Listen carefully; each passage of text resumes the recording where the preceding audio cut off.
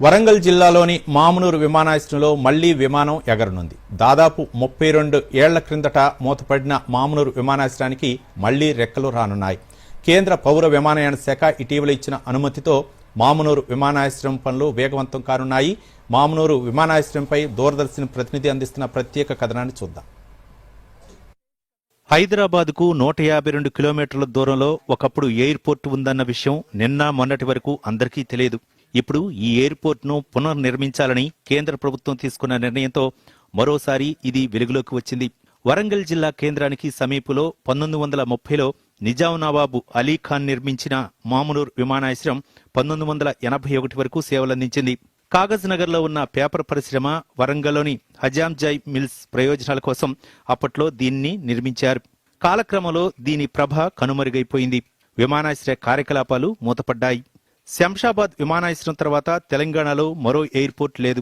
2020 డిసెంబర్లో అప్పటి ముఖ్యమంత్రి కేసీఆర్ నాటి పౌర విమానయాన శాఖ మంత్రి హర్దీప్ సింగ్ పూరిని కలిసి రాష్ట్రంలో 6 ఎయిర్పోర్టులు ఏర్పాటు చేయాలని కోరారు. రాష్ట్ర ప్రభుత్వం ప్రతిపాదించిన 6 ప్రాంతాల్లో సాధ్యాసాధ్యాలపై ఎయిర్పోర్ట్ అథారిటీ ఆఫ్ ఇండియా అధ్యయనం నిర్వహించింది. వాటిలో వరంగల్, ఆదిలాబాద్, నిజామాబాద్ జిల్లా జక్రాన్పల్లి విమానాశ్రయాల నిర్మాణం సాంకేతికంగా సాధ్యమైనవని నివేదిక ఇచ్చింది.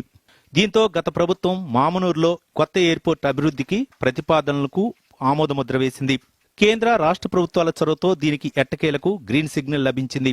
శంషాబాద్ అంతర్జాతీయ విమానాశ్రయం నుంచి 150 కిలోమీటర్ల దూరంలో మరో ఎయిర్పోర్ట్ ఉండకూడదు అన్న క్లాజ్ 5.2 నుంచి కేవలం వరంగల్ ఎయిర్పోర్టుకు మాత్రమే మినహాయిస్తున్నట్లుగా పౌర విమానయాన శాఖ స్పష్టం చేస్తూ ఎయిర్పోర్ట్ పునర్నిర్మాణానికి అనుమతులు జారీ చేసింది.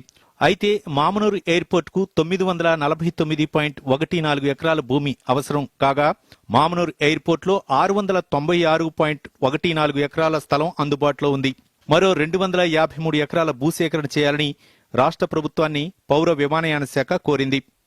భూసేకరణ పూర్తయిన 30 నెలల్లోగా విమానాశ్రయం నిర్మించి ఇస్తామని పౌర విమానయాన శాఖ మంత్రి రామ్మోహన్ నాయుడు చెప్పారు. దీంతో ఎయిర్పోర్టుకు అవసరమైన 253 ఎకరాల భూమిని 3 గ్రామాలైన నక్కలపల్లి, గుంటూరుపల్లి, గాడిపల్లి నుంచి సేకరించే ప్రక్రియను రాష్ట్ర ప్రభుత్వం వేగవంతం చేసింది. కాగా ఎయిర్పోర్టు వస్తే తమ ప్రాంతం అభివృద్ధి చెందుతుందని ఆయా గ్రామాల రైతులు భావిస్తున్నారు.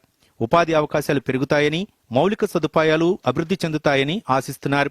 వరంగల్ పార్లమెంటు సభ్యురాలు డాక్టర్ కడియం కావ్య దూరదర్శన్తో ప్రత్యేకంగా మాట్లాడుతూ 30 ఏళ్ల క్రితం మూతపడిన మామునూరు ఎయిర్పోర్టు తిరిగి ప్రారంభించాలనే ఓరుగల్లు ప్రజల కోరిక ఇప్పుడు సాకారమవుతోందని అన్నారు.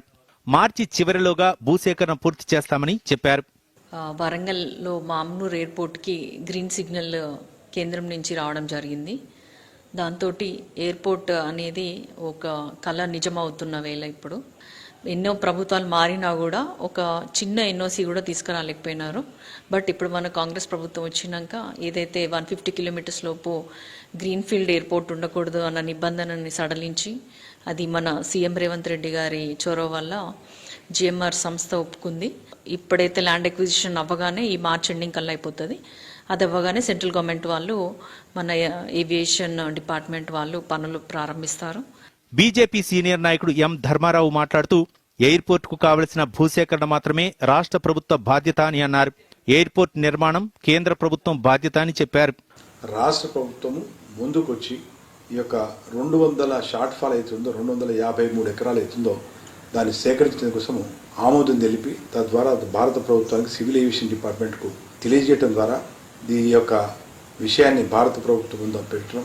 దీంట్లో రాష్ట్ర ప్రభుత్వం కేవలం ఏదైతుందో భూమిని సేకరించి కేంద్ర ప్రభుత్వము సివిల్ ఏవియేషన్ డిపార్ట్మెంట్కు అప్పగించాల్సి ఉంటుంది. కాబట్టి రాష్ట్ర ప్రభుత్వం యొక్క ఏదైతుందో దాంట్లో 0.1గా కూడా ప్రమేయం ఉండదు. మొత్తం మీద తమ జిల్లాలో ఎయిర్పోర్ట్ కావాలన్న ఓరుగల్లు వాసుల కోరిక ఇప్పుడు నెరవేరే సమయం ఆసన్నమైంది. Bureau report, Doordarshan news.